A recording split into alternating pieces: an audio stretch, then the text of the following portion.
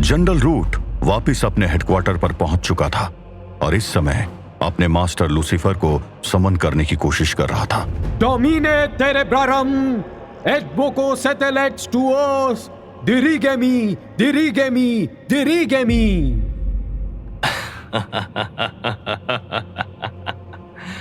कहो डगलस, क्या न्यूज है मेरे लिए? आई होप कि तुम अपने नए मिशन में सफल रहे, क्योंकि अगर ऐसा नहीं है तो इस बार तुम्हें मौका नहीं मिलेगा। मास्टर, मैं वो चीज ले आया हूँ। Really? Show me, show me. Root ने अपने पास रखा एक बैग में से वही मांस का लोथड़ा निकाला जो उसे डोंगरगढ़ के जंगल में बने उस मंदिर में मिला था। उसने उस मांस के टुकड़े को लूसीफर की ओर बढ़ा दिया। लूसीफर ने उसे ध्यान से देखा और जोर जोर से हंसने लगा।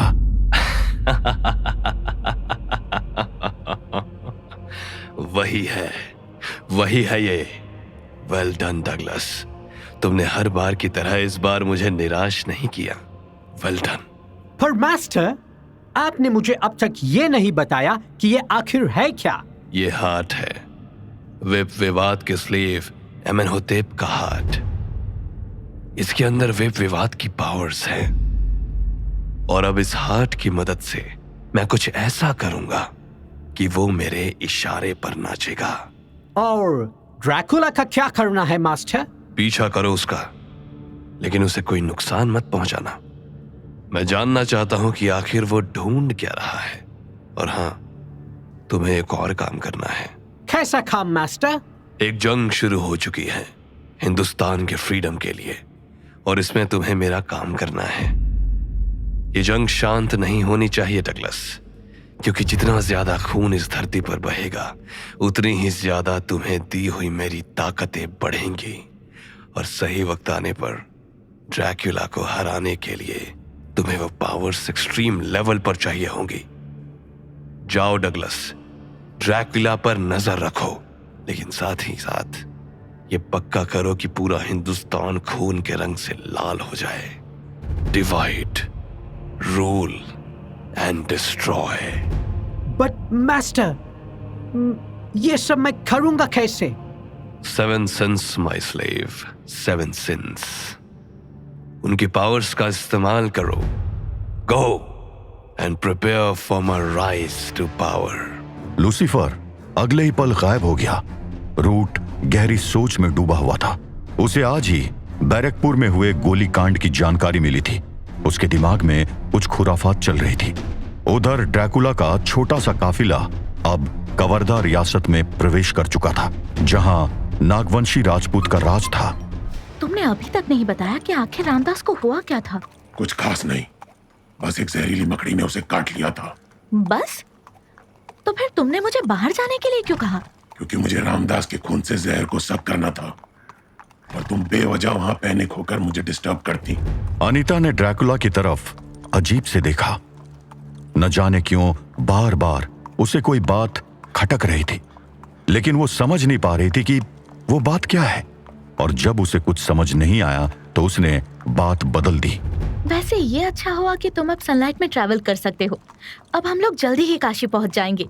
तभी एक तीर उड़ता हुआ अनीता के घोड़े के पैरों के पास आकर जमीन में धंस गया। उनके घोड़े वहीं के वहीं रुक गए और फिर वहां एक जोरदार आवाज गूंज उठी। वहीं रुक जाओ, ये नागवंशियों का क्षेत्र है, यहाँ बिना अनुमति अंदर आना मना है। ड्रैकुला ने चारों तरफ देखा। सामने पेड़ पर बने एक मचान के ऊपर 2 सैनिक खड़े थे और दोनों ने ड्रैकुला की तरफ तीर साध रखा था। ये बस 2 ही सैनिक है, अगर किसी तरह इनका ध्यान बटा सको तो मैं। 2 नहीं है, ध्यान से देखो। लगता है दिन में तुम्हारी सारी पावर्स कमजोर हो जाती है, वरना मुझे तुम्हें बताना नहीं पड़ता। अनीता की बात सुनकर ड्रैकुला ने ध्यान से देखा। वहां करीब 1 दर्जन पेड़ों पर मचान बनी हुई थी और हर एक पेड़ पर 2 सैनिक उनकी ओर निशाना लगाए खड़े थे। अगर इस समय रात होती तो इन सबको फाड़ने में मुझे बस कुछ सेकंड्स लगते। हर काम में वायलेंस सही नहीं होता है। मुझे इनसे बात करने दो। हम लोग सिर्फ मुसाफिर हैं, काशी जा रहे हैं। तुमसे कहा ना कि बिना अनुमति कोई भी यहाँ नहीं आ सकता है। वापस चले जाओ, वरना हमारा काशी जाना बहुत जरूरी है। मेरी बात अपने सेनापति से करवाओ। मुझे विश्वास है कि वो हमारी बात सुन लेंगे तो हमें जरूर जाने देंगे। अनीता की बात सुनकर वो सैनिक आपस में बात करने लगे और फिर उनमें से एक ने एक भोपू निकालकर बचा दिया। सेनापति जी को संदेश भिजवा दिया गया है, लेकिन जब तक वो आ नहीं जाते तुम लोग जहां हो वहीं खड़े रहो। ड्रैकुला और उसके साथियों के पास रुकने के अलावा कोई चारा नहीं था। उनके सफर में एक और रुकावट आ चुकी थी। अनीता ने पलटकर पहले ड्रैकुला और फिर रामदास की तरफ देखा। रामदास अभी भी सुस्त नजर आ रहा था और ये बात अनीता को परेशान कर रही थी। उधर लूसीफर से आदेश मिलने के बाद जनरल रूट बैठकर कोई तांत्रिक अनुष्ठान कर रहा था। Surge septum peccata, surge in nomine Luciferi, oriri et sucitre infernum, sicut nunquam prius। Her bar Latin भाषा का वो मंत्र पढ़ने के बाद रूट अपने सामने बने हवन कुंड में अपनी उंगली से एक बूंद खून डाल रहा था। Surge septum peccata, surge in nomine Luciferi, oriri et sucitre infernum, sicut nunquam prius। हवन कुंड की आग अब अजीब सा नीला रंग ले चुकी थी और उसकी लपटें उस कमरे की छत तक जा रही थी। Surge septum peccata, surge in nomine Luciferi, oriri et sucitre infernum, sicut nunquam prius। Root की आवाज तेज और तेज होती जा रही थी। अचानक ज्वाला भड़कने लगी और एक तेज धमाके के साथ आग शांत हो गई। हवन कुंड से अब सिर्फ काला गंदा धुआं निकल रहा था और वो धुआं 7 भागों में बट रहा था। Surge septum peccata, surge septum peccata, surge septum peccata। धुआं अब 7 भाग में बटकर इंसानों जैसा रूप ले रहा था।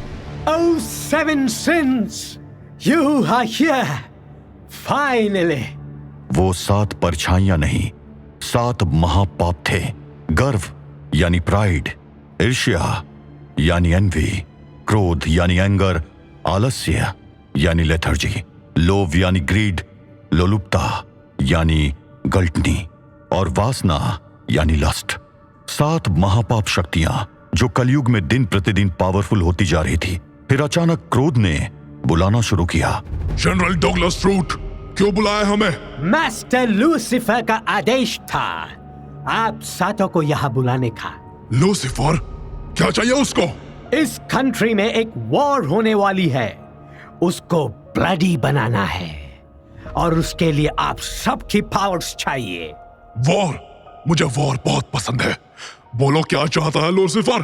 कैसे यूज करना चाहता है वो हमारी पावर्स को? और उसके बाद रूट उन्हें लूसीफर के दिए इंस्ट्रक्शंस देने लग गया। भारत के पवित्र धरती पर कत्लेआम होना तय था और उस साधु को इस बात की पूरी जानकारी थी जो इस समय ध्यान लगाकर बैठा था। तभी एक दुबला पतला आदमी उसके पास आया। प्रणाम साधु महाराज। वो आवाज सुनते ही उस साधु ने अपनी आंखें खोल दी और उस दुबले पतले आदमी की तरफ देखते हुए मुस्कुराया। प्रणाम, आखिर आप आ ही गए ऋषिराज। मैं सोच ही रहा था कि आप कब आएंगे। आना ही पड़ा। आप तो जानते हैं कि कलयुग की परछाई अब पूरे संसार पर छा चुकी है। स्वर्ग लोक से अब पृथ्वी दिखाई ही नहीं देती है। ऐसे में यहाँ की खोज खबर लेने किसी को तो आना ही था। अंजनी पुत्र। मैं समझता हूँ ऋषिराज, कहिए क्या जानना चाहते हैं आप? ड्रैकुला कहाँ तक पहुंचा? वो अभी अपनी मंजिल से बहुत दूर है, लेकिन मृत्यु उसके साथ साथ चल रही है। वो उसे उसकी सही मंजिल तक ले जाएगी। किंतु बहुत सी ऐसी घटनाएं घटित हो रही है जो इस कहानी में दिक्कत कर सकती हैं ऋषिराज।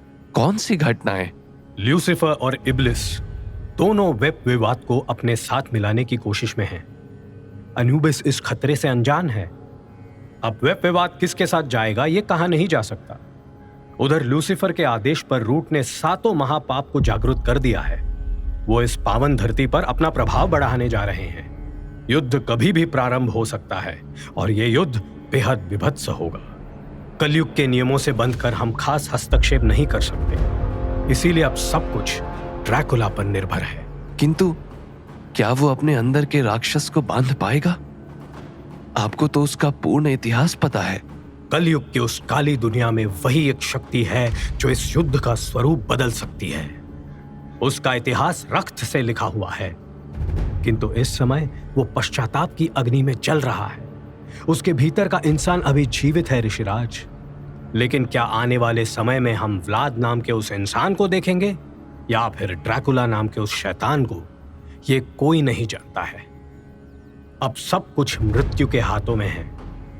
ड्रैकुला का काशी पहुंचना बहुत आवश्यक है ऋषिराज। अजीब विडंबना है ना, धर्म युद्ध में धर्म की विजय का दायित्व एक अधर्मी पर है, वो भी एक ऐसे अधर्मी पर जिसका 400 वर्षों का रक्त रंजित इतिहास है। उस अधर्मी में कुछ धर्म शेष है ऋषिराज।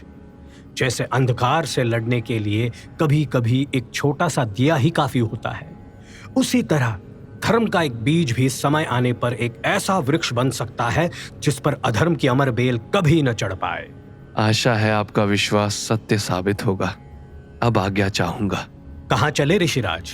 आप तो जानते ही हैं, मुझे कहीं ना कहीं आना जाना होता ही रहता है।